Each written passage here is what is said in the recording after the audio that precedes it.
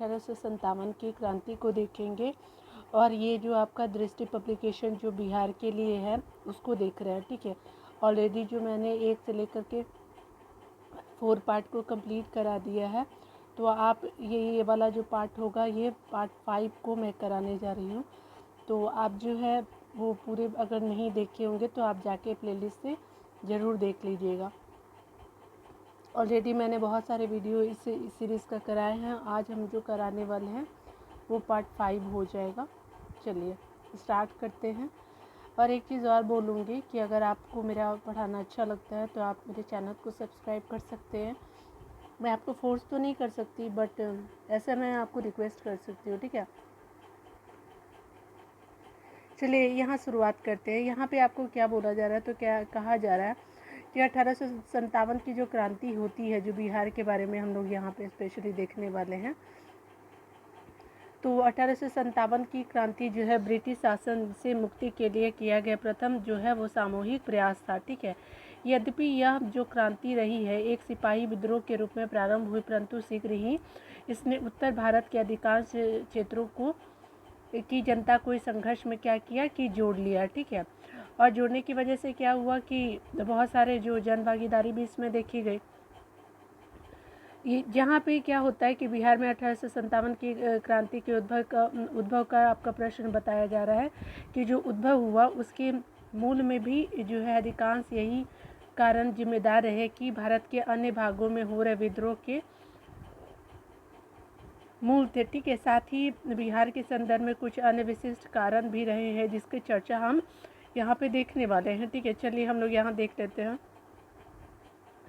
इस समय क्या होता है कि बिहार में जो पटना और तथा उसके आसपास के क्षेत्र में जो है बहावी जो आंदोलन के पूर्व प्रमुख केंद्र थे, ठीक है। यानी जो 1857 हुआ तो उस समय बहावी आंदोलन का केंद्र भी रहा था पटना। उसके अलावा जो है आप देख सकते हैं बहावी जो पाश्चात्य प्रभावों के नकारने और मुस्लिम सत्ता की पुनः स्थापना हेतु प्रयासरत थे। कौन? तो बहावी जो लोग थे वो लोग, ठीक है। उसके अलावा देखते हैं तो इसके कारण क्या होता है कि ब्रिटिश सत्ता को काट फेंकने की आतुर भी थे। आप इस तरह से 2 रीज़न को आप देख सकते हैं। यहाँ पे बताया जा रहा है कि इस आंदोलन को दबाने के लिए क्या होता है क्रम में ब्रिटिश सरकार ने इन पर क्या किया, कठोर कानून को जिसके कार्रवाई की गई, जो विद्रोही थे उन पर कार्रवाई की गई और जिसके विरुद्ध में इसके महत्वपूर्ण जो आपको नेता जो रहे वो सड़कों पे उतर आए और 1857 की जो है क्रांति आपको देखने को मिलता है, ठीक है। जैसे भी हम लोग 1857 की क्रांति को तो याद करते ही हैं, यूपीएससी का एक मेन फेवरेट क्वेश्चन भी रहता है। यहाँ पे बोला जा रहा है तो कहा जा रहा है कि ब्रिटिश शासन में जो है वो कृषकों और शिल्पकारों पर भी नकारात्मक प्रभाव पड़े थे, ठीक है। कृषक भी थे, शिल्पकारों पर भी नकारात्मक प्रभाव पड़े थे। ब्रिटिश आर्थिक नीति के खिलाफ इनमें से भी आक्रोश व्याप्त थे। भू राजस्व की ऊंची दर हो गई, अकाल महामारी की स्थिति में भी करों का कठोरतापूर्वक वसूला जाना जो था एक रीजन था, ठीक है। ब्रिटिश नीतियों के कारण शिल्पियों में बेरोजगारी भी था। उसके अलावा फलस्वरूप इनमें भूखमरी की स्थिति के ने आंदोलन को और भी भयावह बनाने का कार्य किया। साथ ही देशी राज्यों के पतन के कारण ये राजकीय संरक्षण से वंचित हो गए और जिससे क्या होता है कि इनकी आर्थिक स्थिति क्या हो गई, दयनीय हो गई। इस क्रांति का एक प्रमुख कारण जो जमींदारों और सामंतों के विरुद्ध जो आपके क्या थे कि अंग्रेजी सरकार द्वारा अपनाई जा रही जो नीतियाँ थी वो भी रही थी, ठीक है। अपने बोला जा रहा है कि अपने अधिकारों की समाप्ति के कारण क्या होता है कि वर्ग असुरक्षित महसूस कर रहे थे और यह जो है इसने वीर कुंवर सिंह के नेतृत्व में इनका अपना विरोध प्रकट किया। इन्होंने अपना क्या किया कि विरोध प्रकट किया गया इनके द्वारा। उसके अलावा अगला बताया जा रहा है कि बिहार में जो 1857 की क्रांति होती है उसका तात्कालिक कारण जो है दानापुर कैंट में यानी चर्बी वाले कारतूस की घटना थी, ठीक है। इस घटना में क्या होता है कि हिंदू और मुस्लिम दोनों धर्मों के सैनिकों के में क्या होता है कि आक्रोश हो जाता है और इसके कारण क्या होता है विद्रोह की शुरुआत हो जाती है। उसके अलावा क्या होता है अगर आप देखते हैं तो यहाँ पे बताया भी जा रहा है तो कहा जा रहा है कि बिहार में 1857 की क्रांति की शुरुआत जो होती है बिहार में स्पेशली बताया जा रहा है तो 12 जून 1857 को देवघर जिले के रोहिणी नामक गांव में हुआ था, ठीक है। यहाँ पे क्या होता है कि 32वीं रेजिमेंट के 3 सैनिकों द्वारा मेजर नॉर्मन नॉर्मन लेस्ली तथा एक अन्य अंग्रेजी अधिकारी की हत्या कर दी जाती है। कहाँ पे? तो रोहिणी गांव जो देवघर का था, वहाँ पे आपका 2 अधिकारियों का आपका हत्या कर दिया जाता है। किंतु यह विद्रोह जो था असफल रहा और तीनों भारतीय सैनिकों को क्या किया गया? मृत्युदंड की सजा मिलती है। ठीक है। धीरे धीरे क्या होता है कि विद्रोह की चिंगारी जो थी वो आपके पूरे बिहार में फैलने लगी और 3 जुलाई को क्या होता है कि पटना सिटी में पीर अली के नेतृत्व में संघर्ष की शुरुआत हुई। इस विद्रोह के दमन में जो है वो प्रयास में अफीम व्यापार का एजेंट जो लॉयल मारा जाता है। ठीक है, क्या था? तो ये अफीम व्यापारी था। ठीक है, और लॉयल मारा जाता है। बाद में क्या होता है कि पटना के कमिश्नर टेलर के विद्रोह के दमन हेतु कठोर कार्रवाई की। टेलर ने क्या किया? उस समय पटना का कमिश्नर जो था वो टेलर था। उसने क्या किया कि कठोर कार्रवाई की और अनेक नेताओं की गिरफ्तारी किया तथा 16 अन्य को क्या किया कि मृत्युदंड की सजा भी दी। ठीक है, मतलब फांसी दे दिया गया। अगला जो आप देख सकते हैं कि ये मुजफ्फरपुर में होता है कि 25 जुलाई 1857 को विद्रोह की शुरुआत होती है। कुछ असंतुष्ट सैनिकों ने अंग्रेज अधिकारियों की हत्या कर दी। ठीक है, जो असंतुष्ट अधिकारी असंतुष्ट लोग थे वो क्या किया कि अधिकारियों का जो है हत्या कर दिया जाता है उनके द्वारा। अगला देखते हैं क्या बोला जा रहा है। तो कहा जा रहा है कि 25 जुलाई को क्या होता है कि दानापुर के 3 रेजिमेंटों के सैनिकों ने शाहाबाद जिले में जगदीशपुर के जमींदार बाबू कुंवर सिंह वीर कुंवर सिंह के नेतृत्व में विद्रोह कर दिया। ठीक है, जो कहाँ के जमींदार थे? तो ये जगदीशपुर के थे। उसी के अलावा 30 जुलाई को क्या होता है कि ब्रिटिश सरकार ने सराय, उसके अलावा सारण से तिरहुत, उसके अलावा आपको चंपारण और पटना जिले में सैनिक शासन क्या किया? लागू कर दिया। किंतु धीरे धीरे अन्य क्षेत्रों को भी विद्रोह ने अपने आगोश में क्या किया? ले लिया। अगर 1857 की क्रांति में जो बोला जा रहा है कि 1857 की क्रांति में वीर कुंवर सिंह की भूमिका की बात की जा रही है, तो यहाँ देखते हैं। तो 1857 की क्रांति के महान सेना नायक वीर कुंवर सिंह का जो जन्म है शाहाबाद के जगदीशपुर गांव में एक जमींदार परिवार में हुआ था। ठीक है, उनके पिता का नाम जो था बाबू साहेबजादा सिंह था और जो भोज वंश से संबंधित थे। ठीक है, देश प्रेम और विदेशी शासन के प्रति विरोध की भावना उन्हें विरासत में मिली थी। उसके अलावा जो अगला पॉइंट बोला जा रहा है, तो जो बिहार में 1857 की क्रांति का नायक वीर कुंवर सिंह को माना जाता है। राज्य में इस क्रांति के जो आपके सफल नेतृत्व का श्रेय उन्हें दिया जाता है। ठीक है, तो किसको? तो वीर कुंवर सिंह जी को दिया जाता है। ठीक है, और आपका 25 जुलाई 1857 को क्या होता है? दानापुर के सैनिकों ने जब शाहाबाद पहुंचकर वीर कुंवर सिंह को अपना नेता घोषित किया, तब क्या होता है कि अंग्रेजों के मन में एक भय उत्पन्न हुआ था। ठीक है, कि इस तरह से भय उत्पन्न होता है।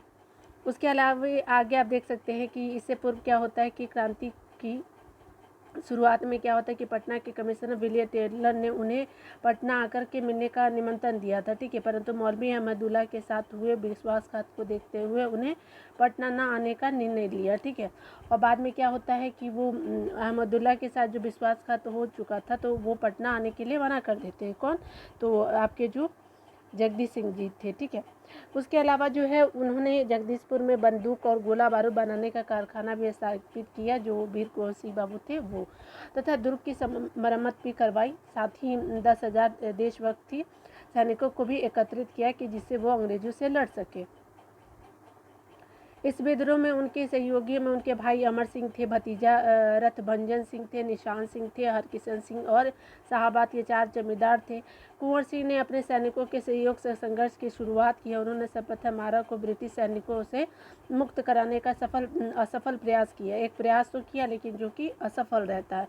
किंतु क्या होता है कि दूसरे प्रयास में उन्होंने आरा पर अधिकार कर लिया और नागरिक सरकार का गठन किया और स्वयं को यहाँ का शासक घोषित कर दिया। दूसरी बार वो जीत जाते हैं। ठीक है, उन्होंने बोला कि उन्होंने इस विद्रोह के दौरान अनुशासन बनाए रखा और एक भी यूरोपियों की हत्या नहीं हुई। ठीक है, आरा के हाथ से निकल जाने के बाद क्या होता है कि उपरांत ब्रिटिश सरकार सख्ते में आ गई थी। दानापुर से जो है 500 यूरोपियन और भारतीय फौजों के साथ कैप्टन डनवर्थ आरा पहुंचा। ठीक है, उसके अलावा देख सकते हैं कि जुलाई 30 को क्या होता है कि हुए संघर्ष में वीर कुंवर सिंह एक बार पुनः विजय प्राप्त होते हैं और इसके बाद क्या होता है कि इस जीत ने जनता के उत्साह को बढ़ाया तथा आपको वह भी उस विद्रोह में शरीक हो गए, जनता जो है उनके साथ आ जाती है। ठीक है, इस बीच जो होते हैं क्या होता है कि मेजर बिस्सेट आयर जो 2 से 3 अगस्त को आरा पर आक्रमण कर देता है।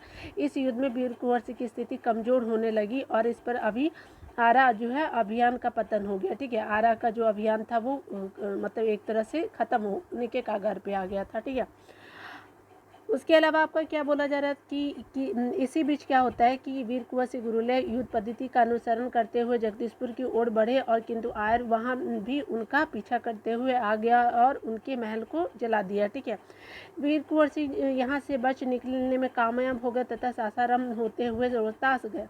यहाँ के रामगढ़ जो बटालियन के विद्रोही सैनिकों का उन्हें साथ मिला। उसके अलावा क्या होता है कि लखनऊ वो सैनिकों के साथ लेकर के वे क्या पहुँचे, इन सैनिकों को ही साथ लेकर के वो पहुँचते हैं, लखनऊ पहुँचते हैं। ठीक है, वहाँ क्या करते हैं कि नवाब ने उन्हें शाही पोशाक हज़ारों रुपये और आजमगढ़ के किले का फरमान उनको दिया जाता है। ठीक है, नवाब के द्वारा ये पूछता भी है कि उनको कहाँ का जो है किले का फरमान दिया जाता है, तो आजमगढ़ के किले का जो है फरमान देकर विदा किया जाता है।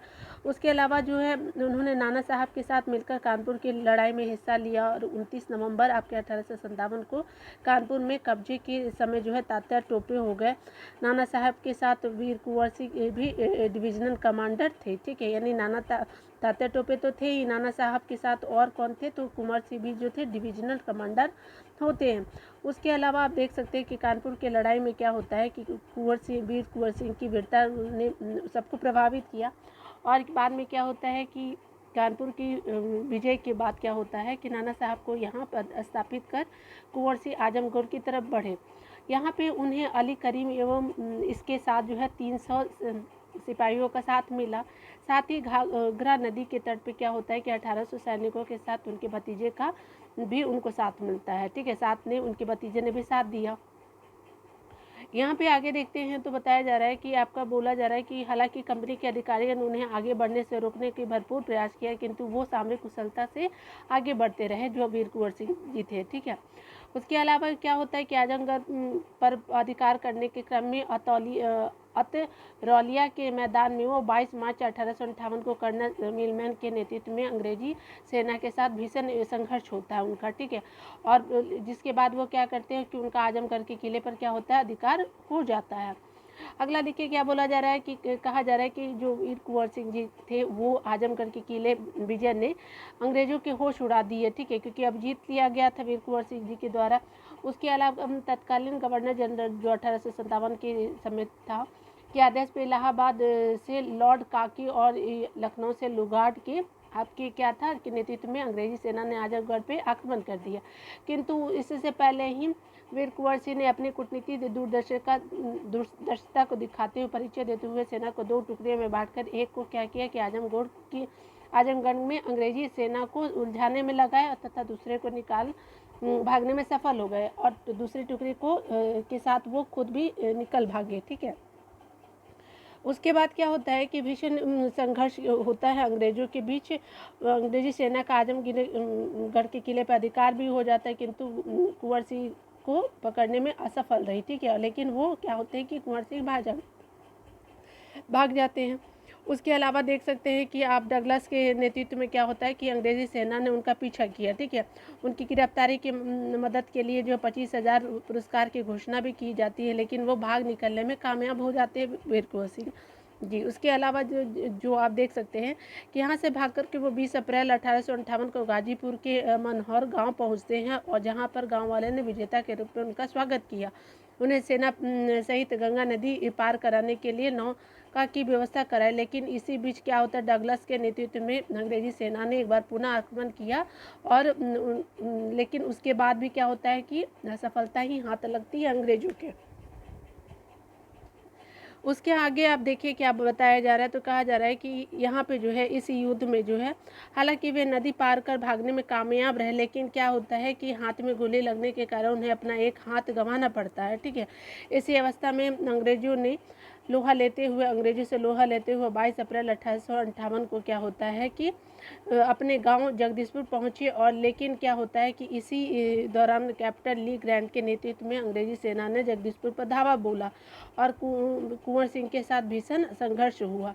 उसके अलावा जो आप देख सकते हैं कि हालांकि क्या होता है कि अंग्रेज लोग जो थे वो जगदीशपुर पर अधिकार करने में क्या होते हैं असफल हुए, किंतु अपने जीवन के इस अंतिम युद्ध में विजय प्राप्त करने के 3 दिन के बाद क्या होते हैं कि वीर कुंवर सिंह जी के बाद उनकी मृत्यु हो जाती है। ठीक है, और इस तरह से जो उनकी मृत्यु हो जाती है।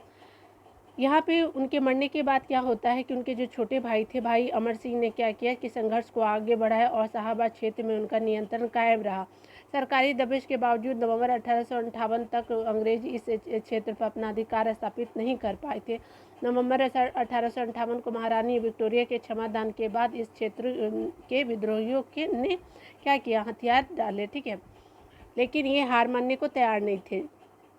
ठीक है, उपयुक्त परिस्थिति में क्या होता है कि समग्र विश्लेषण से स्पष्ट हो जाता है कि कुंवर सिंह ने 1857 की क्रांति में अविश्वसनीय जो अविस्मरणीय जो भूमिका निभाई थी, जैसे कि आप पूरे डिटेल से देख ही चुके हैं।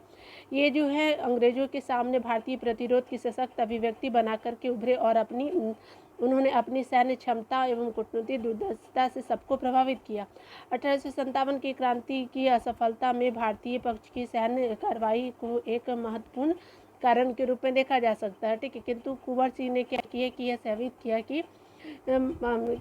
किया कि मगर मन में देश प्रेम की ललक हो तो किसी प्रकार का अभाव भी आड़े नहीं आपको देखने को मिलता है। ठीक है, यानी आप जीतने को भी आप तैयार रहते हैं। इसे इस संदर्भ में समझा जा सकता है कि एक छोटी सी सैन्य टुकड़ी के बल पर उन्होंने जगदीशपुर में वर्तमान उत्तर प्रदेश के पूर्वी भाग तक लंबे समय तक संघर्षरत रहते हुए लोगों को आंदोलित किया, यानी आंदोलन में अपना योगदान देने के लिए उनके द्वारा बोला गया। अपार जन समर्थन प्राप्त करने में सफल रहे और इस रूप में उनकी राष्ट्रीय भावना, त्याग और बलिदान तथा कूटनीतिक दूरदर्शिता के आगामी स्वतंत्रता सेनानियों के लिए प्रेरणा स्रोत का काम किया। यही कारण है कि असीम उत्साह और लड़ाकू प्रवृत्ति के देखते हुए किसी ने कहा है कि 80 वर्षों की हड्डी में जागा जोश पुराना और सब कहते हैं कुंवर सिंह बड़ा वीर मर्दाना। ठीक है, यानी ये जो लाइन है किसी मतलब थिंकर के द्वारा ही लिखा गया था, जो आपके वीर कुंवर सिंह जी के बारे में बिल्कुल सत्य प्रतीत होता है। ठीक है, क्योंकि वो इतने मतलब बूढ़े होने के बावजूद भी अगर वो लड़ सकते हैं तो सोचिए कि और लोग क्यों नहीं लड़ सकते। देखिए क्या कारण था कि 1857 की क्रांति के असफल होने के क्या कारण रहे थे, तो आप देख सकते हैं। उसके अलावा आप देख सकते हैं कि क्या होता है कि 1857 की क्रांति के असफल होने में मजबूत संगठन के अभाव के एक महत्वपूर्ण कारण के रूप में देखा जा सकता है, क्योंकि मजबूत संगठन ही नहीं था। संगठन के अभाव में क्या होता है कि विद्रोह नेतृत्व विहीनता की स्थिति में पहुंच जाता है। ठीक है, यानी बिल्कुल नेतृत्व उस तरह का नहीं था जो आपको एक आंदोलन के लिए चाहिए था, जिससे क्या होता है अंग्रेज इसे दबाने में सफल रहे। उसके अलावा क्या होता है कि ब्रिटेन की सेना जो अत्याधुनिक शस्त्रों से क्या थी, लैस थी। वही विद्रोहियों जो थे, विद्रोहियों के पास जो पारंपरिक हथियार थे तथा कहीं कहीं हथियारों की भारी कमी भी देखने को मिलती है। ठीक है, कहीं के मतलब सैनिकों के पास हथियार ही नहीं थे। तकनीक के स्तर पर भी वे ब्रिटेन के सेना यानी विश्व स्तरीय थे। ठीक है, यानी ब्रिटेन के पास जो था वो काफ़ी उन्नत किस्म का हथियार था। ठीक है, उसके अलावा बोला जा रहा है कि जबकि विद्रोही के पास क्या था कि सेना सिर्फ विद्रोही भावना से प्रेरित थी, कार्य कर रही थी। ठीक है, यानी सिर्फ विद्रोही भावना ही था, उनके पास उतना उन्नत हथियार नहीं थे। ठीक है,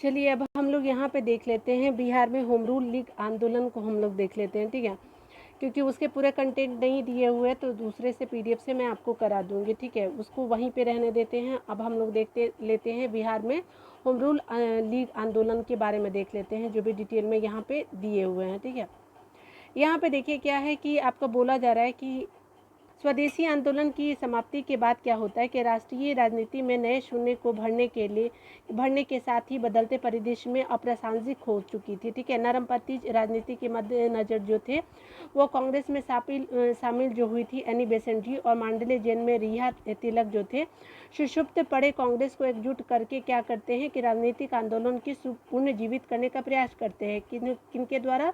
तो ये जो थे आपके तिलक जी के द्वारा और एनी बेसेंट के द्वारा।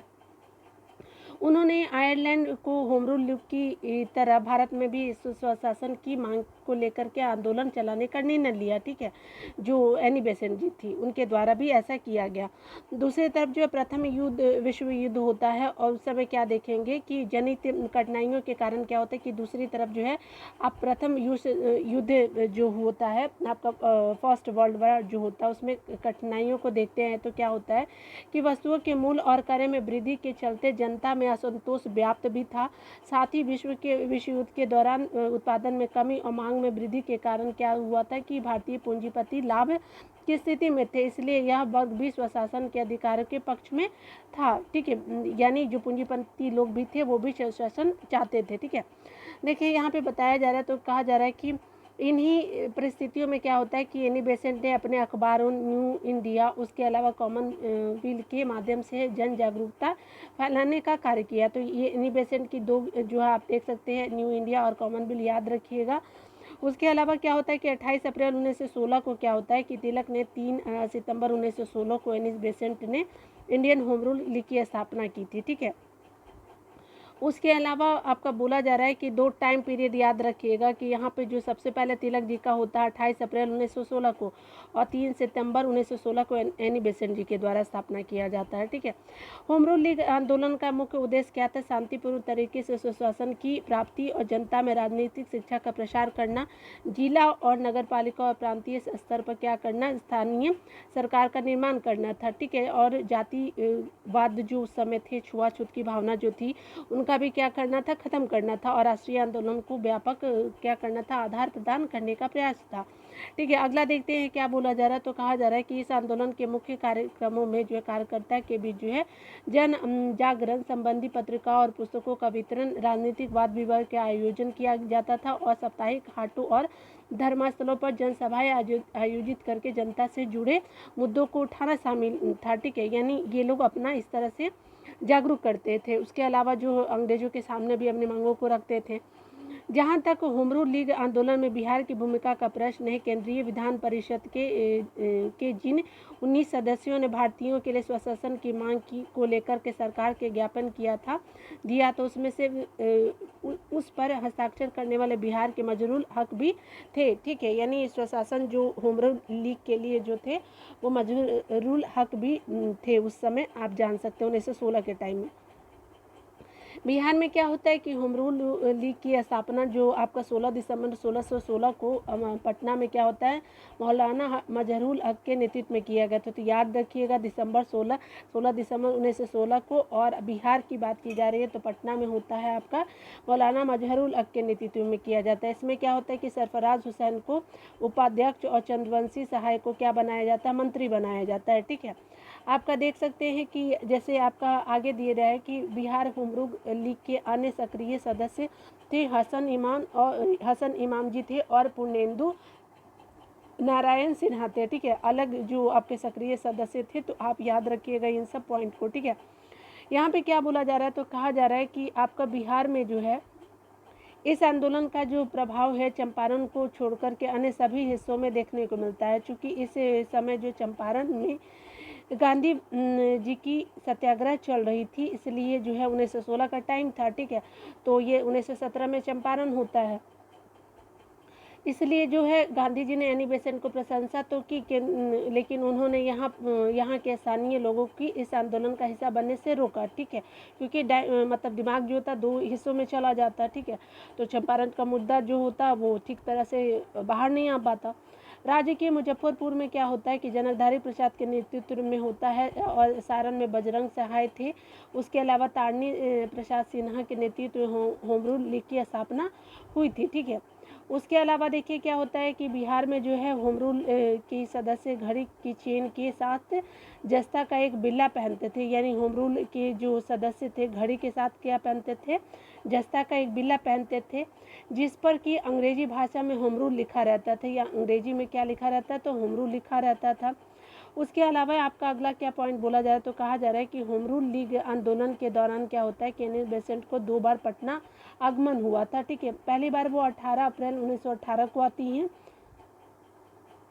उसके बाद क्या होता है कि उन्होंने सभा को संबोधित किया, और उसके बाद क्या होता है कि उनके संबोधन का विषय था कि विश्व युद्ध में सहायता के बदले स्वशासन की मांग थी। ठीक है, कि हमने आपको फर्स्ट वर्ल्ड वार में इंडिया ने मदद किया है, तो आप मुझे स्वशासन का हक दीजिए। ठीक है, 25 जुलाई 1918 को क्या होता है कि दूसरी बार वो जो है पटना आती है। पहले कब आती है तो 18 अप्रैल 1918 को, और फिर आपका 25 अप्रैल 1918 को वो आती हैं। यहाँ पर उन्होंने संवैधानिक सुधार संबंधी प्रस्तावों का विचार विमर्श किया। उसके अलावा जो होम रूल आंदोलन भारत में और बिहार में व्यापक समर्थन प्राप्त नहीं कर पाया, परंतु उसकी जो है सबसे बड़ी उपलब्धि यही रही कि भावी राष्ट्रीय आंदोलन का आधार तैयार हो गया और जुझारू योद्धा तैयार किए गए। ठीक है, यानी कहने का मतलब कि अब वो आप स्वशासन के लिए वो आगे आ सकती थी जनता जो थी। गांधीवादी आंदोलनों में यही जुझारू योद्धा योद्धा जो थे वो मशाल लेकर के आगे आए। उसके अलावा क्या होता है कि इस आंदोलन ने देश के कई नए क्षेत्रों और उत्तर प्रदेश, गुजरात, सिंध, मद्रास हो गया, मध्य प्रांत हो गया और बराज जैसे क्षेत्रों को क्या किया कि राष्ट्रीय आंदोलन का हिस्सा बनाया। आगे चल के 1919 में क्या होता है कि जब गांधी जी ने रौलक तख्त के खिलाफ क्या करते हैं कि सत्याग्रह की अपील की, तो आपका जो क्या होता है होम रूल लीग आंदोलन से जुड़े हुए इसमें शामिल हुए तथा आंदोलन को क्या किया, आगे बढ़ाया, जो 1919 में होता है रौलक तख्त। देखिए आगे चंपारण आंदोलन को देख लेते हैं। चंपारण जो सत्याग्रह होता है से रिगार्डिंग जो जितने भी पॉइंट है उसको हम लोग देख लेते हैं। देखिए चंपारण आंदोलन जो है वो बीपीएससी मेंस के लिए भी बहुत इम्पोर्टेंट है, और आप जानते हैं कि भारत का प्रथम जो आपका सफल अगर सत्याग्रह बोला जाता है वो चंपारण ही था। ये कब होता है तो 1917 में। चलिए डिटेल में थोड़ा देख लेते हैं। यहाँ पे आपको बोला जा रहा है क्या कि आप जैसे कि आप देख सकते हैं कि चंपारण सत्याग्रह के बारे में हमको पढ़ना है यहाँ पे। ठीक है, उसके अलावा देखिए यहाँ पे क्या बोला जा रहा है कि उत्तर बिहार में क्या होता है, चंपारण जिला जो था महात्मा गांधी द्वारा भारत में चलाए गए सत्याग्रह से जुड़ा पहला स्थल था। इस आंदोलन के दौरान क्या होता है कि गांधी जी द्वारा क्या होता है अपनाई गई पद्धति आगामी गांधीवादी आंदोलनों का मुख्य आधार बनी, यानी जो चंपारण में किया गया था वही शेष भारत में बाद में किया जाता है। ठीक है, यह शोषणकारी आर्थिक शक्तियों के विरुद्ध किया गया सत्याग्रह था। उसके अलावा जो है हालांकि चंपारण की समस्या काफ़ी पुरानी थी, नई नहीं थी।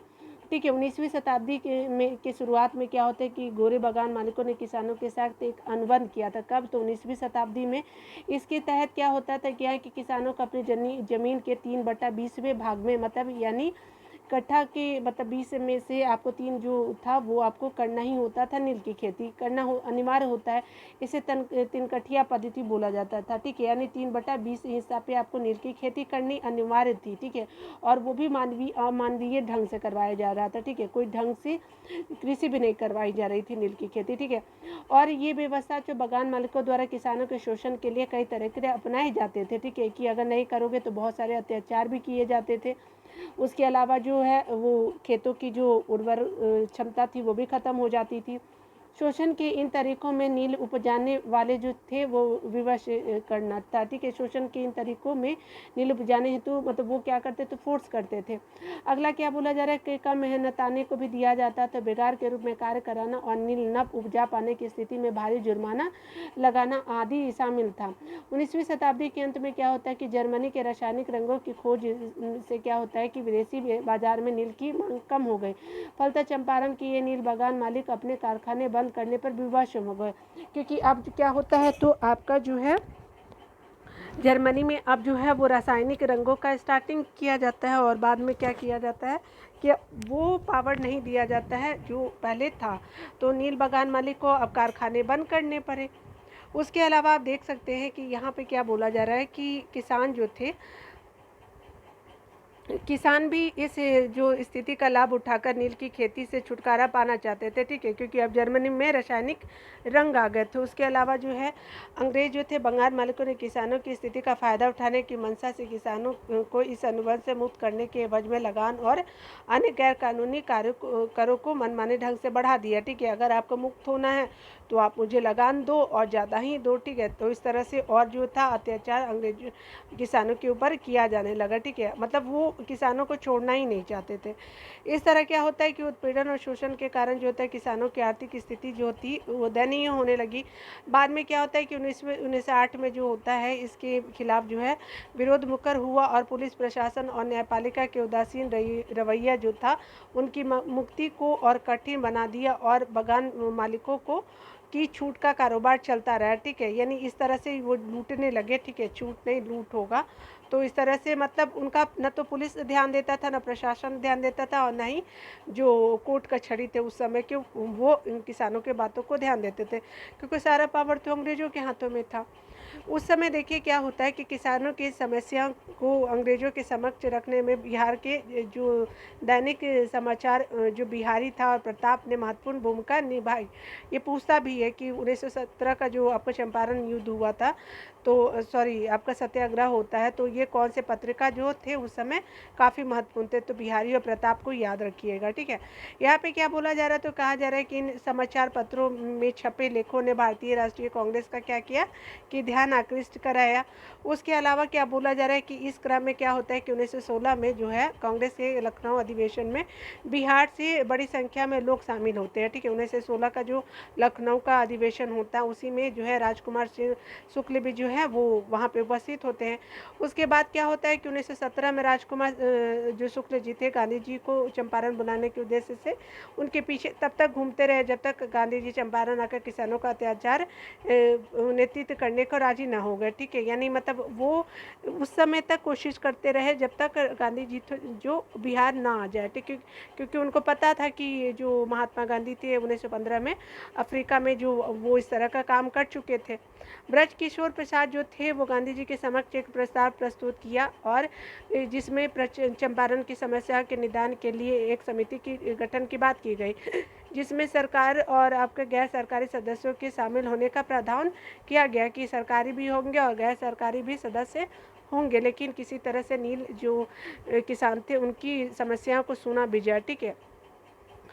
उसी तरह से यहाँ पे बोला जा रहा है कि अप्रैल 1917 में क्या होता है कि गांधी जी पटना और मुजफ्फर के रास्ते जो चंपारण पहुँचते हैं। उसके अलावा क्या होता है कि स्थानीय प्रशासन ने उनके आगमन पर रोक लगा दी थी, ठीक है, किंतु गांधी जी ने प्रशासन के इन आदेशों को मानने से इनकार कर दिया और किसी भी दंड को भुगतने की फैसला लिया कि ठीक है आप मेरे पे जुर्माना लगाइए लेकिन मैं तो वहाँ पे जाऊँगा ही और किसानों की चीज़ों को मैं देखूँगा कि क्या समस्या उनको हो रही है। गांधी जी द्वारा किसी उचित आदेश की अवज्ञा और उनकी शांतिपूर्ण प्रतिरोध तत्कालीन राजनीति में नई चीज़ थी। यह गांधी जी द्वारा उठाया गया एक आश्चर्यजनक कदम भी था, ठीक है। चंपारण पहुंचकर उन्होंने अपने सहयोगियों से ब्रजकिशोर जी जो थे, राजेंद्र प्रसाद थे, महादेवी देव देसाई, नरहरि पारिक, जेवी कृपलानी आदि के साथ गांव गांव घूमकर के किसानों की स्थिति का जायजा लेना शुरू किया गांधी जी ने। और गांधी जी के आगमन ने किसानों को एक नए उत्साह से भर दिया, ठीक है। अब वो उनको लगने लगा कि कुछ तो ज़रूर परिवर्तन देखने को मिलेगा किसानों के लिहाज से, ठीक है। उसके अलावा क्या होता है कि इसी बीच गांधी जी की बढ़ती लोकप्रियता को देखते हुए किसानों ने इन सारे मामलों की जांच के लिए FG सिलाई के नेतृत्व में चंपारण एग्रेरियन समिति का गठन किया जाता है। तो किसके, तो आपका सरकार ने इस मामले की जांच के लिए गठित कर दिया, ठीक है, सरकार के द्वारा ये लाया जाता है। गांधी जी को इस समिति का जो है सदस्य बनाया जाता है। इसके अन्य जो सदस्य थे LC अदामी थे, हरिहर प्रसाद नारायण सिंह थे और DJ रीड और G रैनी भी थे, ठीक है, आप देख सकते हैं। उसके अलावा यहाँ पे क्या बोला जा रहा है, तो मजबूत साक्ष्य को आधार बनाकर वे सरकार को समझाने में सफल सफल रहे और तिनकठिया पद्धति खत्म होनी चाहिए। उन्होंने आयोग के सामने ये पक्ष भी रखा कि किसानों से अवैध वसूले गए पैसों के लिए उन्हें हर्जाना दिया जाए। ठीक है, उसके आगे क्या होता है कि नील बगान मालिक अवैध वसूलों का 25% जो है वापस करने पर राजी हो गए और 1 दशक के भीतर ही इन बगान मालिकों ने चंपारण छोड़ दिया। ठीक है, यानी 1 दशक के बाद ये लोग अपने वहाँ से चंपारण से दूसरे जगह चले गए। ठीक है, देखिए क्या होता है कि हालांकि गांधी जी की इस आधार पर आलोचना की जाती है कि उन्होंने 7% वापसी की मांग की नहीं की। इस पर गांधी जी ने कहा था कि 25% रकम लौटाना भी गोरे मकान बगान मालिकों के लिए बेइज्जती थी। ठीक है, क्योंकि वो तो मतलब एक पैसा नहीं देने चाह रहे थे, तो 25% उनको दिया ही है। ठीक है, तो ये तो काफ़ी बड़ी जीत हो गई किसानों की। ठीक है, वही बात है, डूबते को तिनका का सहारा वाली बात है। ठीक है, इस तरह से इस प्रकार का क्या है कि इस प्रकार यह कहा जा सकता है कि यद्यपि किसानों के कष्टों के निवारण के लिए जो है वो उपाय अपर्याप्त जरूरी है। ठीक है, लेकिन उन्होंने क्या होता है कि लेकिन पहली बार शांतिपूर्ण तरीके से सरकार से अपनी बातें मनवा लेना तत्कालीन समय में एक बड़ी उपलब्धि भी थी, जो गांधी जी के लिए बहुत ही प्रशंसनीय बात थी। ठीक है, उसके अलावा क्या होता है कि चंपारण सत्याग्रह के दौरान पहली बार किसानों की समस्या को राष्ट्रीय स्तर पर उठाया गया। उसके बाद क्या होता है कि राष्ट्रीय प्रदेश से अनेक किसान आंदोलन देखने को मिलते हैं। 1917 के बाद ही बहुत सारे किसान आंदोलन जो है वो होते भी और सफल भी बनाए जाते हैं। ठीक है, क्योंकि भारत गाँवों में बसता है। इस तरह किसानों की समस्याओं के समाधान हेतु राष्ट्रीय स्तर पर किए गए प्रयासों ने इस वर्ग को राष्ट्रीय आंदोलन से जोड़कर अपने जनाधार को क्या किया, व्यापक बनाया भी था। ठीक है, देखिए यहाँ पे क्या बोला जा रहा है, गांधी जी द्वारा भारत की धरती पर पहली बार जो है सविनय अवज्ञा और सत्याग्रह को सफल प्रयोग किया गया और आंदोलनकारियों को विकट परिस्थितियों में भी क्या किया, संयम और साहस बनाए रखने के लिए प्रेरित किया गया। ठीक है, खिलाफत आंदोलन आप देख सकते हैं कि खिलाफत आंदोलन हमने अभी देखा, चंपारण आंदोलन अभी हम देखेंगे खिलाफत आंदोलन। ठीक है, करीब करीब ये वीडियो जो होगा आपका 1 घंटे का होगा। ठीक है, क्योंकि 1 घंटे से ज़्यादा कोई वीडियो देखते नहीं हो आप लोग, तो आप इतना काफ़ी है, आप 1-1 घंटे भी देख लेते हैं ना, तो ये जो टोटल जो पेज नंबर 232 आपको शो भी हो रहा होगा वीडियो में।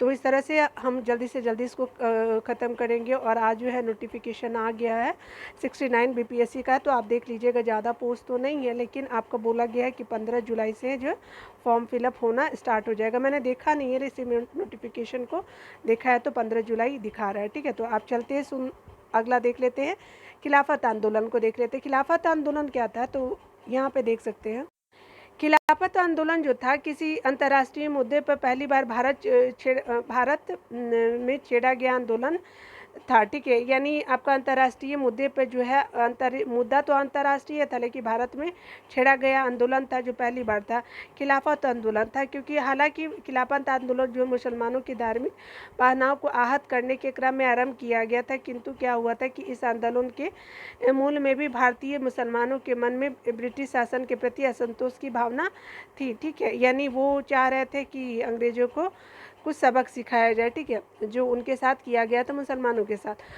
क्या होता है कि इससे पूर्व 1916 में क्या होता है कि लखनऊ अधिवेशन में कांग्रेस और मुस्लिम लीग के मध्य क्या होता है कि समझौता हो जाता है तथा राष्ट्रीय आंदोलन में दोनों सहयोगी के रूप में कार्य करते हैं। ठीक है, उसके बाद आपको देखने को मिलेगा कि इसी बीच क्या होता है कि आपका प्रथम विश्व युद्ध की समाप्ति के बाद सरकार की कारगुजारियों से जो है वो हिंदू और मुसलमान दोनों असंतुष्ट थे। प्रथम विश्व युद्ध के बाद क्या होता है कि दौरान ब्रिटिश सरकार द्वारा यह वादा किया गया था कि मित्र राष्ट्रों की विजय की स्थिति में भी तुर्की के साथ दुर्व्यवहार नहीं किया जाएगा। यानी अगर मान लीजिए कि आपका जो मित्र राष्ट्रों की विजय अगर भी होती है तो तुर्की के साथ जो है वो ऐसा नहीं कि उनको बेइज्जती करेंगे, लेकिन स्थिति तो कुछ और ही होती है। क्या होता है किंतु युद्ध की समाप्ति के बाद मित्र राष्ट्रों द्वारा ऑटोमन साम्राज्य की बंदरबाट आरंभ की जाती है। ठीक है, इससे क्या होता है कि विश्व के अन्य मुसलमानों के साथ भारतीय मुसलमान को भी क्या होता है कि असंतोष भड़क जाता है। ठीक है, उसके अलावा देख सकते हैं कि 1920 में क्या होता है कि भारतीय मुसलमानों ने ब्रिटिश सरकार के खिलाफत आंदोलन छेड़ दिया। ठीक है, उसके अलावा क्या होता है कि इस आंदोलन का मूल उद्देश्य खलीफा की सर्वोच्चता स्थापित करना था, जो खिलाफत आंदोलन का मेन रीजन था। ठीक है, तुर्की साम्राज्य के बंटवारे के विरुद्ध जो है खलीफा के पक्ष में जनमत तैयार करना इसका मुख्य रीजन था। 1919 में क्या होता है, अखिल भारतीय खिलाफत कमेटी की बैठक में क्या होता है कि गांधी जी को अध्यक्ष चुना जाता है। ठीक है, 1919 का जो खिलाफत कमेटी की बैठक होती है, ब्रिटिश सरकार के समक्ष खलीफा के साथ न्याय करने की मांग रखी जाती है। ठीक है, इस आंदोलन के प्रारंभ में मुख्य रूप से दो प्रवृत्तियाँ दृष्टिगत होती है। एक तो पहला नरमगत गुट था, जो कि आपको आंदोलन की संवैधानिक रास्ते पर लेकर चलने को उत्सुक था। ठीक है, यानी नरमपंथी जो चाह रहे थे कि संविधान का संवैधानिक सारा चीज़ को माना जाए। ठीक है, दूसरे जो गर्मपंथी गुट थे, जो आपको हिंदुओं को इस आंदोलन से जोड़कर एक व्यापक जन आंदोलन छेड़ना चाहते थे। ठीक है, और गांधी जी भी इस बात को समर्थन दे रहे थे कि ठीक है, हम लोग क्यों ना मुसलमानों का भी मदद ले लिया जाए। ठीक है, तो ये बात सही भी थी, लेकिन ये तो पासा ही उल्टा ही हो जाता है। ठीक है, क्या होता है कि देखिए यहाँ पे बोला जा रहा है कि बिहार में इस आंदोलन की शुरुआत 1919 में होती है और पटना में हसन इमाम की अध्यक्षता में एक बैठक बुलाई जाती है। कब? तो 16 फरवरी 1919 में पटना में बुलाई जाती है। अध्यक्ष कौन रहते? हसन इमाम जी रहते हैं। ठीक है, उसके अलावा देखिए क्या बोला जा रहा है, तो कहा जा रहा है कि इसमें खिलाफत के प्रति मित्र राष्ट्रों, उसके अलावा जो है द्वारा उचित व्यवहार के लिए लोकमत बनाने की बात कही गई है। ठीक है, इसी दौरान जो बोला जा रहा है कि मई 1920 में क्या होता है, तुर्की के साथ जो सेब्रिज की संधि की शर्तों के प्रकाशन के बाद ब्रिटिश विरोधी भावनाओं से उबाल आ गया। ठीक है, क्या होता है कि बहुत गुस्सा। उसके अलावा क्या होता है कि इसमें आप देख सकते हैं कि गांधी जी ने इस संधि का विरोध करने का फैसला किया और उन्होंने शांति स्थापना के उपलक्ष्य में जो मनाए जाने वाले समारोह के बहिष्कार का क्या किया, निर्णय किया। गांधी जी ने ऐसा शुरुआत किया। ठीक है, उसके अलावा देखिए क्या है कि गांधी जी के इस बयान का बिहार में जो है स्वागत हुआ और 30 नवंबर 1900 आपको 30 नवंबर को क्या होता है कि पटना में आयोजित सभा में हसन इमाम ने शांति समारोह के बहिष्कार का आह्वान किया। मौलाना आज़ाद के नेतृत्व में रांची में भी मुसलमानों ने इस समारोह का क्या किया, बहिष्कार किया। 1920 में इस आंदोलन के प्रभाव से व्यापकता आई और 19 मार्च 1920 को क्या हुआ कि पूरे बिहार में मुसलमानों ने हड़ताल की। ठीक है, आयोजन किया गया। उसके अलावा देख सकते हैं कि इस बीच क्या होता है कि खिलाफत आंदोलन के जो मुख्य नेता थे मौलाना शौकत अली ने पटना आकर के कई सभाओं को संबोधित किया। ठीक है, अप्रैल और मई के बीच मजरुल हक ने बिहार के अनेक भागों की यात्रा की और मोतिहारी और छपरा में जनसभाएं को क्या किया, उनके द्वारा संबोधित किया गया और अंग्रेजों द्वारा खलीफा के प्रति दुर्व्यवहार की जानकारी दी गई और इस मुद्दे पे जो है हिंदू मुस्लिम एकता को बनाए रखने की अपील की गई कि हम दोनों एकता जो बनाए रखेंगे तभी हम लोग अंग्रेजों का मुकाबला कर पाएंगे। ठीक है, 15 से 16 मई को क्या होता है कि 1920 को फुलवारी शरीफ में मुस्लिम उलमाओं का एक सम्मेलन करवाया जाता है। कब होता है? तो 1920 में होता है। इसमें क्या होता है कि ब्रिटिश सरकार से असहयोग करने संबंधी प्रस्ताव पारित किया जाता है।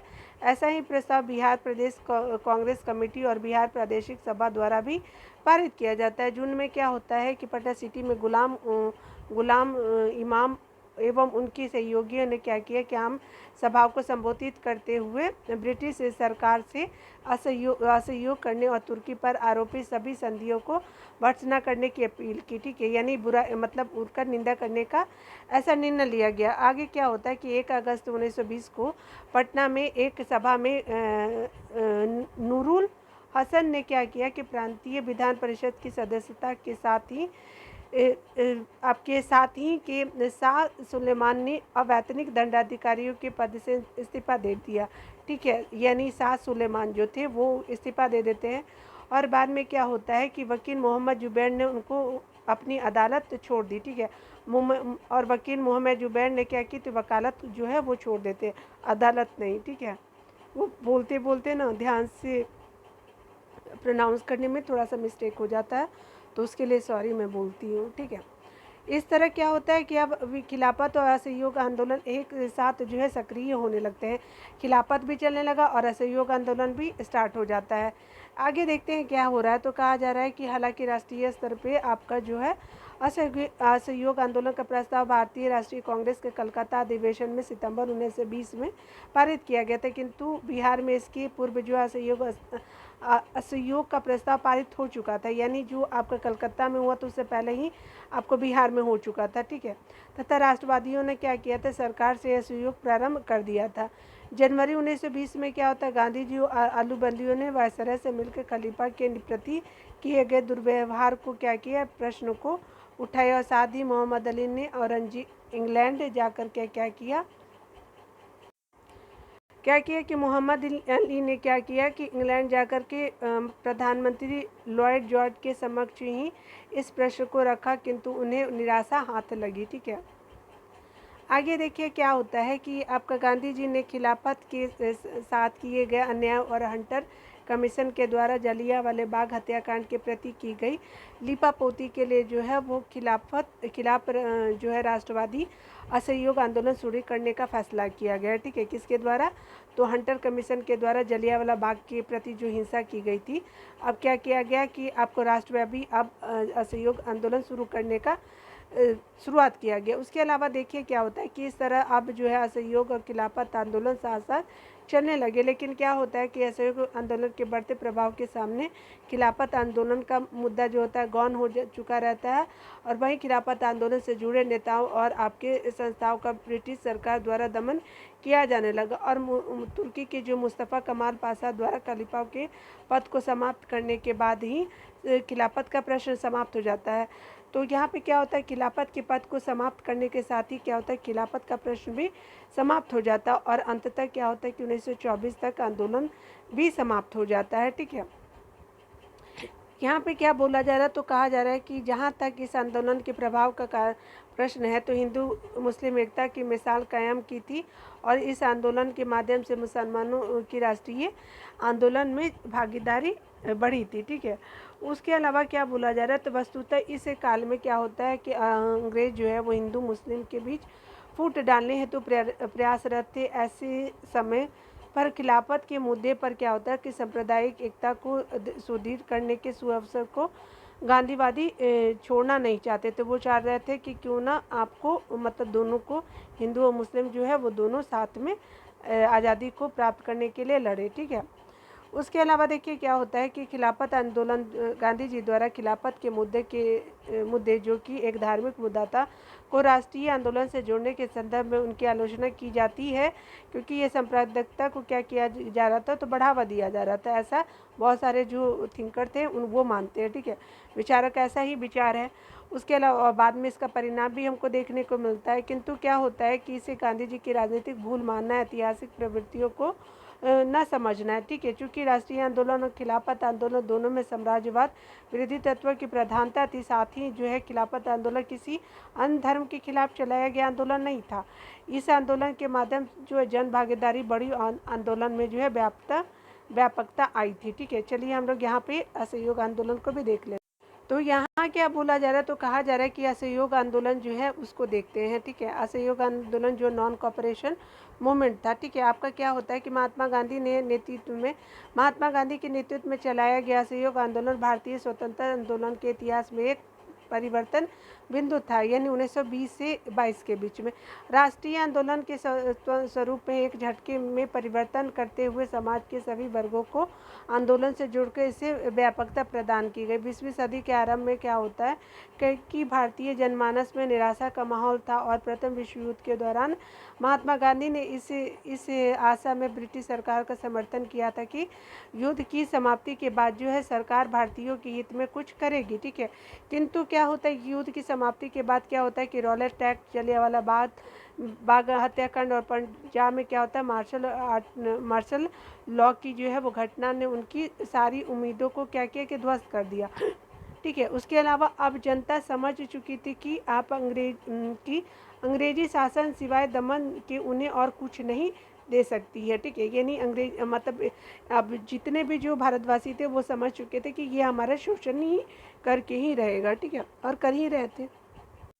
देखिए यहाँ पे क्या बोला जा रहा है, तो कहा जा रहा है कि वही मॉन्टेग्यू चेम्सफोर्ड जो 1919 में ही आता है, सुधार में निहित दोहरी शासन प्रणाली जो लाई जाती है, आपका हंटर कमीशन की रिपोर्ट में पूरे मामले की लिपापोती थी, और प्रयास और विश्व युद्ध जनित आर्थिक कठिनाइयों ने जनता के असंतोष को और उग्र कर दिया।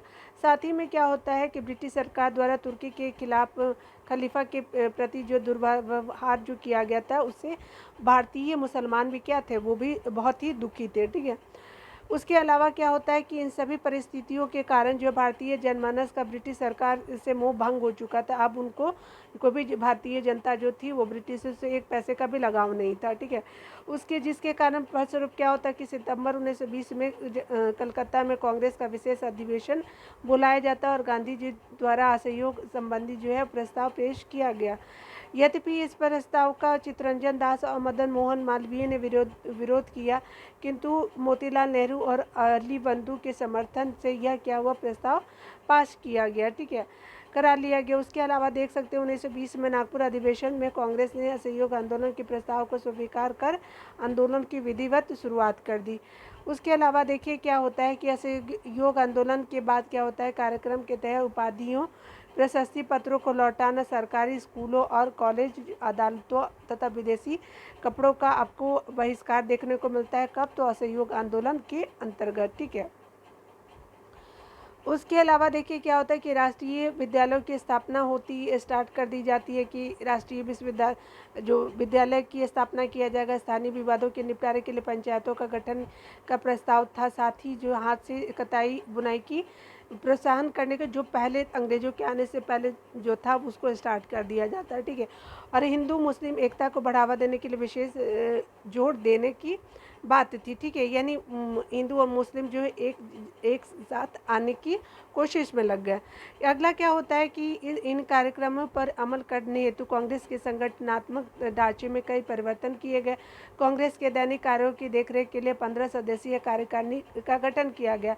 स्थानीय स्तर पर भी कांग्रेस के संगठन को मजबूत करने के लिए जो प्रयास होने लगे और इस तरह क्या होता है कि कांग्रेस के संगठन का दायरा बढ़ने के साथ ही इसका विकेंद्रीकरण भी होने लगा। यानी अलग जगह पे एक जगह ही संगठित नहीं रहा, ये अलग अलग पूरे भारत में फैलने लगा, ठीक है। इसके अलावा देख सकते हैं यहाँ पे क्या बोला जा रहा है कि इन सभी कार्यों का राष्ट्रीय आंदोलन पर व्यापक प्रभाव पड़ा और बिहार भी इन प्रभाव से क्या अछूता नहीं रहा। राजेंद्र प्रसाद की अगुवाई में बिहार प्रांतीय सम्मेलन का क्या आयोजन किया जाता है, भागलपुर में, ठीक है। ये कब, असहयोग आंदोलन के दौरान। इसमें क्या होता है कि गांधी जी ने असहयोग संबंधी प्रस्ताव का अनुमोदन कर दिया था, ठीक है।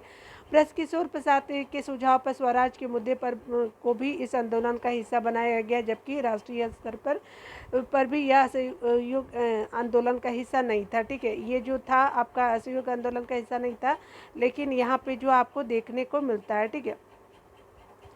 इसमें देखिए क्या बोला जा रहा है, तो कहा जा रहा है कि असहयोग आंदोलन के दौरान क्या होता है कि मजहरूल हक, राजेंद्र प्रसाद, आपके ब्रजकिशोर और मोहम्मद रफ़ीक सहित अनेक नेताओं ने विधायिका के चुनाव से उम्मीदवारी वापस ले लिया कि अब मुझे विधायिका में नहीं रहना, ठीक है। उसके अलावा देखिए क्या होता है कि अधिकारियों ने अपने पदों से त्यागपत्र दे दिया और वकीलों ने क्या किया कि अदालतों का बहिष्कार किया। इस्तीफा देने और वकीलों में मथुरा प्रसाद आपके थे। उसके अलावा जो है वो अनुग्रह नारायण और ब्रज किशोर और श्री कृष्ण सिंह और दीपनारायण सिंह प्रमुख थे, ठीक है। इसमें बताया जा रहा है कि छात्रों ने स्कूलों और कॉलेजों से अपना नाम वापस ले लिया और पटना लॉ कॉलेज में मोहम्मद शेर और बीएन कॉलेज के अब्दुल बारी और मोहम्मद शफीक जो थे वो क्या किए कि अपना वो प्रमुख जो उस समय के व्यक्तित्व कहलाए, ठीक है। यानी पटना कॉलेज से कौन थे, मोहम्मद आपके शेर थे और बीएन कॉलेज से अब्दुल बारी और मोहम्मद शफी थे, ठीक है। इस तरह से उन्होंने अपना नाम वापस ले लिया। यहाँ पे देख सकते हैं कि इन छात्रों को शिक्षा का वैकल्पिक साधन उपलब्ध कराने के उद्देश्य से पटना में क्या किया गया, मोहम्मद फजलुल रहमान और राजेंद्र प्रसाद ने बिहार राष्ट्रीय महाविद्यालय की स्थापना की और बाद में जो है वो प्रिंसिपल प्राचार्य बनाए जाते हैं राजेंद्र प्रसाद जी, ठीक है। याद रखिएगा जो हमारे प्रेसिडेंट बनते हैं स्वतंत्र भारत के, ठीक है, पीएम नहीं। वहीं राष्ट्रीय इंजीनियरिंग कॉलेज के 15 छात्र जो थे पढ़ाई छोड़कर मजहरूल हक के मार्गदर्शन में कार्य करने लगे। तो ये इंजीनियरिंग कॉलेज के कितने, तो टोटल 15 जो थे वो आपके मजहरूल हक के निर्देशक में, मतलब वो जो निर्देशित करते थे उसको बात को मानते थे। ये अन्य जो 15 स्टूडेंट थे, मजहरूल हक ने क्या किया, दीघा में रहने वाले अपने मित्र खैरू मियाँ की ज़मीन पर सदाकत आश्रम जो है वो का निर्माण किया, ठीक है। यहाँ पर इन छात्रों को पढ़ाई की व्यवस्था की और धीरे धीरे यह आश्रम बिहार में राष्ट्रीय आंदोलन का क्या बना, मुख्य केंद्र बना और आगे चलकर के आपका बिहार कांग्रेस समिति का कार्यालय बना, ठीक है। अगला देख सकते हैं कि यहाँ पे क्या बोला जा रहा है, तो कहा जा रहा है कि गांधी जी द्वारा देश में राष्ट्रीय शिक्षा केंद्र की स्थापना जो अप्रैल 6 फरवरी 1921 को बिहार विद्यापीठ की स्थापना की गई। ठीक है, कब? तो आपका बिहार विद्यापीठ की स्थापना 6 फरवरी 1921 को की जाती है। मजहरुल हक को इस कुलाधिपति और ब्रज किशोर प्रसाद को कुलाधिपति जो है वो नियुक्त किया जाता है। पूरे राज्य में क्या होता है कि इस विद्यापीठ से संबंधित राष्ट्रीय पाठशालाओं की स्थापना की जाती है और प्राथमिक से लेकर के मध्य स्तर तक की शिक्षा की व्यवस्था की जाती है। ठीक है, अगला देखिए क्या बोला जा रहा है, तो कहा जा रहा है कि राज्य में जो है आप देख सकते हैं कि असहयोग आंदोलन के संबंधित कार्यक्रमों के प्रसार और प्रचार के लिए राष्ट्रीय आंदोलन की को उभारने के उद्देश्य से मजहरुल हक ने क्या किया कि आपका 30 सितंबर 1921 को सदाकत आश्रम से जो मदरलैंड नामक अखबार का प्रकाशन किया है। तो ये हमेशा पूछता है, तो मजहरुल हक जो है मदरलैंड को निकालते हैं। उसके अलावा देखिए क्या होता है कि आपका इस बीच क्या होता है कि नवंबर 1921 में जो है ब्रिटेन के युवराज के साथ जो है आगमन के विरोध में बिहार प्रांतीय सम्मेलन का क्या किया जाता है, बहिष्कार करने का निर्णय लिया जाता है। तो ब्रिटेन के जो युवराज आने वाला था 1921 में, तो उस समय बिहार प्रांतीय सम्मेलन ने क्या किया कि बहिष्कार करेंगे, युवराज जो भारत में आगमन होने वाला है। ठीक है, यहाँ पे देख सकते हैं कि 27 नवंबर 1921 में क्या होता है कि बिहार प्रांतीय कांग्रेस समिति द्वारा बिहार कॉमिक सेवक दल की स्थापना की जाती है। तो कब? आपका 27 नवंबर 1921 में। इस समिति में जो खिलाफत कार्यकर्ता तथा आपके कांग्रेस के कार्यकर्ताओं की भर्ती की थी। ठीक है, इस समिति में खिलाफत कार्यकर्ता और कांग्रेस के कार्यकर्ताओं की भर्ती की गई और इस आंदोलन की स्थापना का उद्देश्य जो प्रांतों में शांति व्यवस्था को बनाए रखना था। ठीक है, यानी कोई हिंसा ना हो।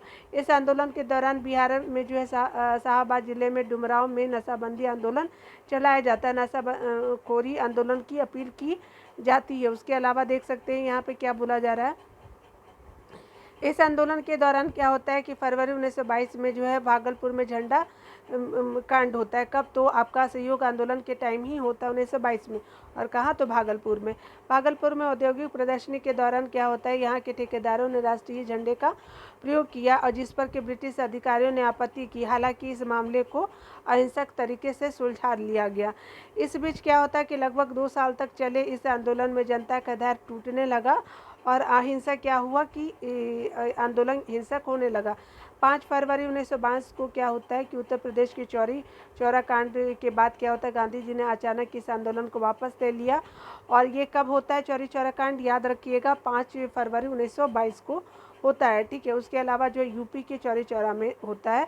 ठीक है, चौरी चौरा कांड होता है। इसी तरह से जो है बिहार में मजहरुल हक को गिरफ्तार कर लिया जाता है और इस आंदोलन का जो है वो समाप्त हो जाता है। ठीक है, महत्व की बात करते हैं तो देखते हैं कि महत्व जो क्या रहा सहयोग आंदोलन का। तो देखिए, हालांकि स्वराज के लक्ष्य को प्राप्त लेकर के चला यह आंदोलन अपने लक्ष्य की प्राप्ति से पूर्व भी समाप्त हो गया, किंतु इसकी उपलब्धियां जो है वो महत्वपूर्ण रही। क्या होता है कि पहली बार देश के हर क्षेत्र और हर वर्ग के सभी लोगों को आंदोलन से जोड़ा गया और आपका कांग्रेस पर इस बात का आक्षेप नहीं लगाया जा सकता कि हम मुट्ठी भर लोगों का प्रतिनिधित्व करती हैं। ठीक है, यानी पूरे भारतवासी के लोग भी इसमें शामिल होते हैं। ठीक है, अगर ऐसे योग आंदोलन को देखते हैं तो जनता में आत्मविश्वास बढ़ी और आत्माभिमान जो है जागृत हुआ, जिसके दम पर लोग जो है ब्रिटिश कानूनों की खुली अवज्ञा करने की हिम्मत जुटा पाए। इसने क्या किया कि जनता को आधुनिक राजनीति से परिचित करा, आज़ादी की भूख जगाई, जो आगामी संघर्ष की पृष्ठभूमि तैयार करने में सहायक हुआ। इस आंदोलन में पहली बार जो है बड़े पैमाने पर मुसलमानों को भागीदारी और सांप्रदायिक एकता देखने को मिलती है। ठीक है, और इस तरह से जो है वो आज हम लोग जो असहयोग आंदोलन तक की रखते हैं, क्योंकि ऑलरेडी 1 घंटे का वीडियो बन चुका है। अगर आपने हमारे चैनल को सब्सक्राइब नहीं किया होगा तो प्लीज़ सब्सक्राइब कर लीजिएगा। लाइक शेयर ऑल्सो आप कर सकते हैं, और कोई भी सजेशन देना हो तो आप बता सकते हैं कि आपको किस टॉपिक पे वीडियो चाहिए। और इसके अलावा जो है जितने भी, अभी तो मैं प्री से रिलेटेड करा रही हूँ, लेकिन बाद में मैं इनसे भी रिलेटेड कराऊँगी। ठीक है, जितने भी आपके जो प्रश्न होंगे जो BPSC मेंस जो 69 के लिए इम्पॉर्टेंट रहेंगे। तो चलिए अगले वीडियो में मिलते हैं, तब तक के लिए जो है अपना खुद का ख्याल रखिए और टेक केयर।